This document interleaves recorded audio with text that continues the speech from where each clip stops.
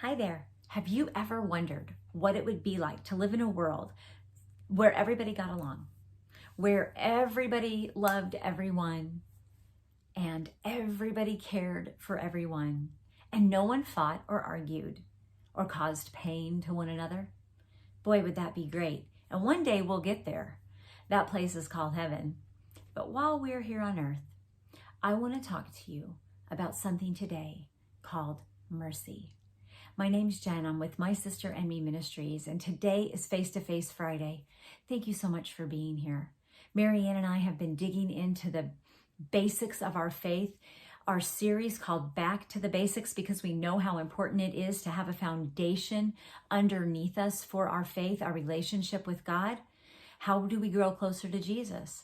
We've talked about things like joy and faith and peace. We've explored the topic, the meaning of prayer, and all of those things make up pieces of our relationship with Jesus.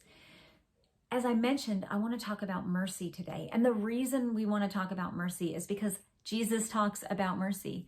In Matthew chapter 5, verse 7, at the very beginning of Jesus' Sermon on the Mount, Jesus says, "Blessed are the merciful, for they shall be given mercy." They shall be given mercy.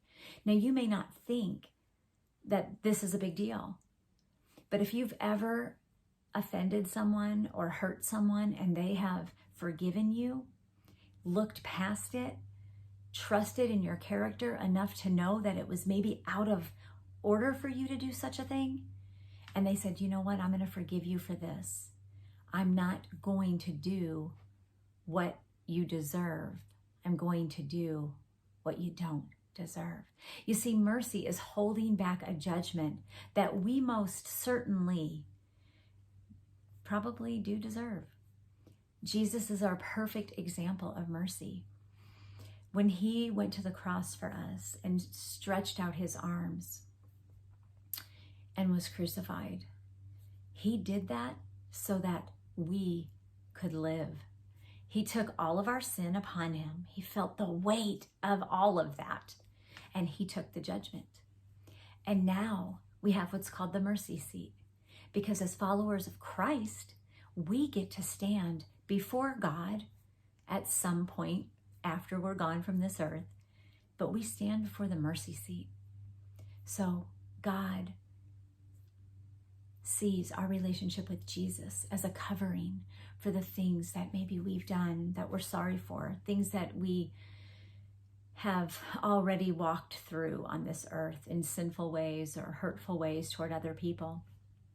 You know, David, he cries out in the Psalms so often, not just for God's mercy, but for protection and for help. And in Psalm 51, I want to just read verse 2 to you. Verses 1 and 2.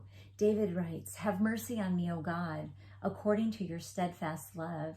According to your abundant mercy, blot out my transgressions. Wash me thoroughly from my iniquity and cleanse me from my sin." David knew that he had done things wrong. He knew that he had sinned against God, and he knew that God would forgive him if he just came before him. Mercy is such a complicated topic, isn't it? It's a compassionate kindness to someone who's offended us. Who does that? It's almost impossible for us to think about it sometimes, isn't it? Let's be honest here. I don't like being offended. I don't like people talking about me behind my back. I don't like people hurting me. I don't like people talking harshly to me. But I do forgive because Jesus tells me to. And you know what? It doesn't just let them off the hook. It frees me from a lot of pain and agony that I carry around in my soul for not forgiving them. But Jesus says, you're going to get mercy, Jen, because you have extended it to others. Mercy's a spiritual gift. If any of you have taken a spiritual gift test, maybe through your churches or maybe another ministry, or maybe just online, you browsed through it. And maybe mercy is one of your top gifts, and that's fantastic. But for a lot of us, mercy is not in our top 5. In fact, it can be pretty low because we want to hold grudges sometimes. And that is just not okay. So I'm going to just say it. It's just not okay. The kingdom of heaven is nowhere for grudges and offense. So we want to get it right here while we can. We want to love our neighbors and love our enemies. We want to love those who love us, and we want to love those who hate us. Because with God's help, with His word penetrating our heart, we are able. We are able to do this. Ladies, as you go about your week, look for opportunities that are in front of you. Think about people in your life that need this mercy given to them, that they would come to maybe know Jesus because of your ability to forgive them.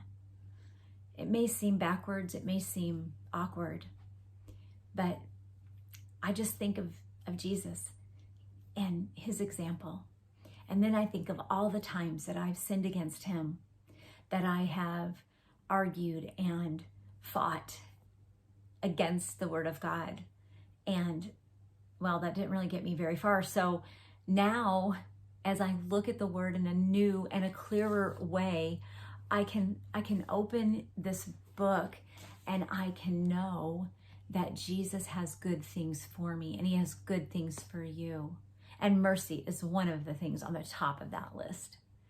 We're going to be praying for you this week that you would have an opportunity to extend a merciful hand, that you would have a heart that is bound to the Word of God and that it roots deeply within you.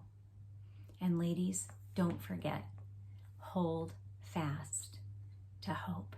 And we'll see you soon. Bye-bye.